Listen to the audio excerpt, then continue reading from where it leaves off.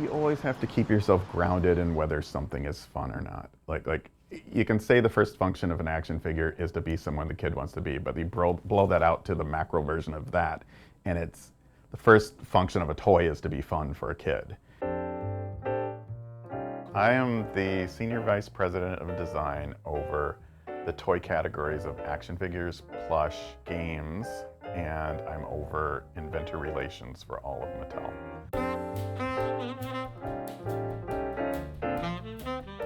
I might as well have been born with a pencil in my hand. I mean, my earliest memories are of drawing things.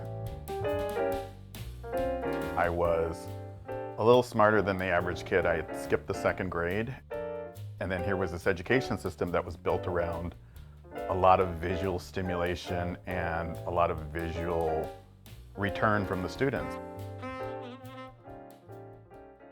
One of the things that Waldorf did that I think I wouldn't have had was the degree to which they maintain the visual art execution of a main study block.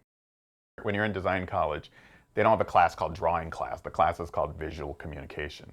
And it's something that I didn't have to relearn how to do because I had been doing it the whole time at Waldorf. They would teach us how to make our own toys at Waldorf. The reality that somebody drew this at some point and somebody sculpted this at some point, and that there was a lot of creative execution in the making of a toy was something that was kind of teased to me from Waldorf. Catch me if you can, He-Man. Web store figures new from the Masters of the Universe collection. He-Man and Castle Grayskull each sold separately from Mattel. Mattel's a great place to work, and it's full of people that want to do the right thing. And if you look through the history of Mattel toys, there's a lot of representation, even back in years where that wasn't such a popular thing to do. When I was a kid in the 70s, there were black action figures, but they were never the centers of the story. So as a kid, you know, I look back on it and there's this history of me rejecting or never being offered black representations of people in toy form.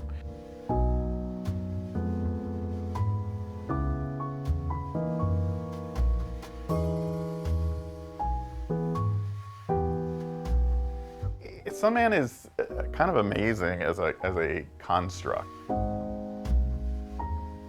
And look at Wila just like rising above this and making a toy and putting it out there. It was a journey for me that I learned a lot about myself, and I was very proud to make happen. You have to give up some of your own ego and some of your own autonomy and make room for there to be more voices in the conversation. But sometimes you find yourself having to explain things to large groups of people that are about whether something is fun or not. The biggest challenge of it all is to be able to recognize that fun component and then defend it and keep it in there. So getting the toy to the kid with enough fun intact for the kid to enjoy it is the challenge.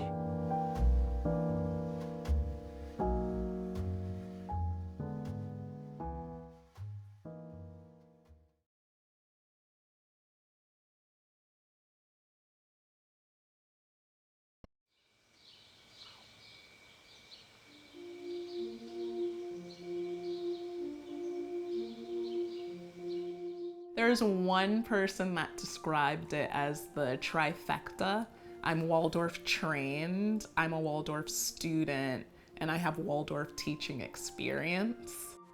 My name is Joy Itiola. I am a Waldorf teacher working in Manhattan, and I'm also a graduate of the Waldorf School of Garden City. I think whatever environment I'm in, I take it all in. I'm just a sponge.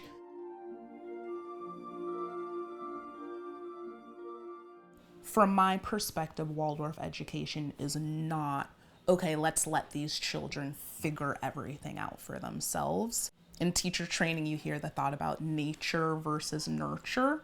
So nurturing different academic concepts, different emotional concepts, even physical concepts.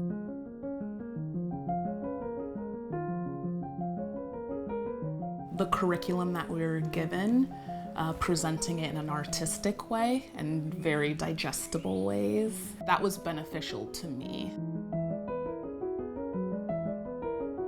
In the curriculum, it exposes children to various ways to think about one concept, which is great because some children are visual learners, some children learn through just hearing, some children learn more through just like repetition, writing things out. Some children learn through movement, like associating academic concepts to movement. And then it's beautiful because then there's a little bit of something for everyone.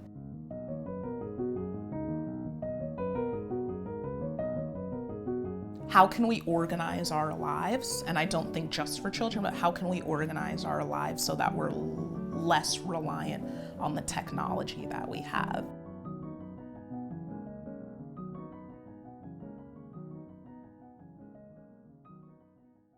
I don't think technology is bad. I think its purpose is to make our lives better so that we're more informed, so that we could do things faster.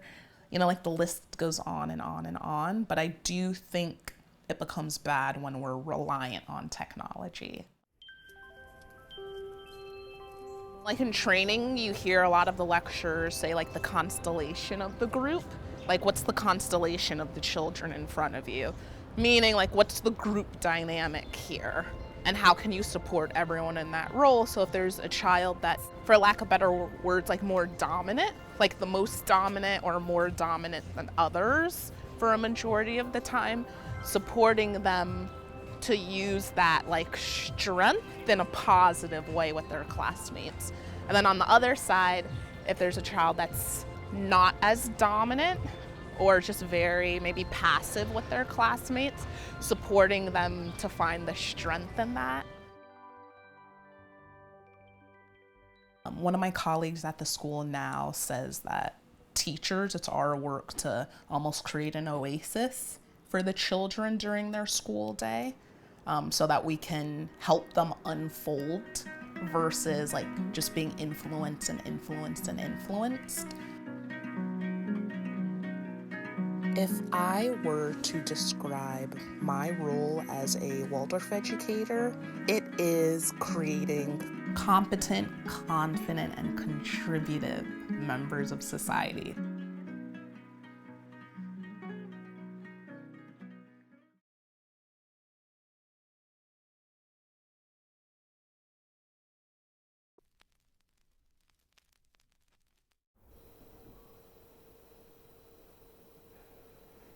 The creative act at its best is one of discovery, right? The best things come from sort of playing around and tinkering, and you think you have the idea, and then you keep digging and there's like a weird little hiccup and you're like, oh, that's the cool thing, that's way more interesting, and then you follow it a little bit further down the road. My name is Julian Klincewicz. I'm from San Diego. I graduated from the Waldorf School of San Diego in 2014. For a long time I called myself a multi-disciplinary artist because I work in music and I make videos and I shoot photos and I also write and I like clothing design. I don't feel like I need to be contained, and I think that's something that is really taught at Waldorf. You're doing multiple different things. You're painting and you're learning musical instruments and you're doing your rhythmy and you're doing handwork and I mentioned it earlier, you're doing blacksmithing. You do all of these different things so that you feel comfortable in kind of any situation. And for me, I feel like I was able to really absorb that, or it spoke to me or resonated with me.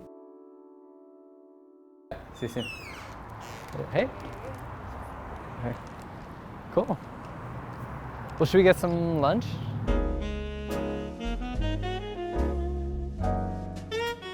I'm just trying to think, because I don't know, I think I'm still learning what makes a successful collaboration. If everyone's aligned towards the same goal and willing to put a personal ego aside, then that's like maybe a true collaboration, right? But then there's different kinds of collaborations where, like when I'm working with a commercial client, I as an individual and the brand might want two different things, but we can still come together for a successful collaboration where I make something that I'm really in love with, and we integrate the product from the brand. As a Waldorf person, it's very like non-technology, non-computer, but a lot of my work as kind of a video artist is done on the computer. One of the areas that I've drawn a lot of inspiration from is actually, in Waldorf you do this technique called veil painting, where you paint very thin layers of watercolors, and cumulatively those layers build to create a painting. But kind of taking some of that influence of the veil painting, I've slowly and steadily been trying to find ways to emulate that within video, which have resulted in this kind of very slow motion, multi-layered approach. I think one thing that Waldorf really gave me was a good sense of time to experience a lot of things wholly without rushing through them. What I personally needed, I feel like I really got, which is just a lot of very rich experiences that also were given to me in a way that enabled me to feel really confident to pursue my interests, however varied.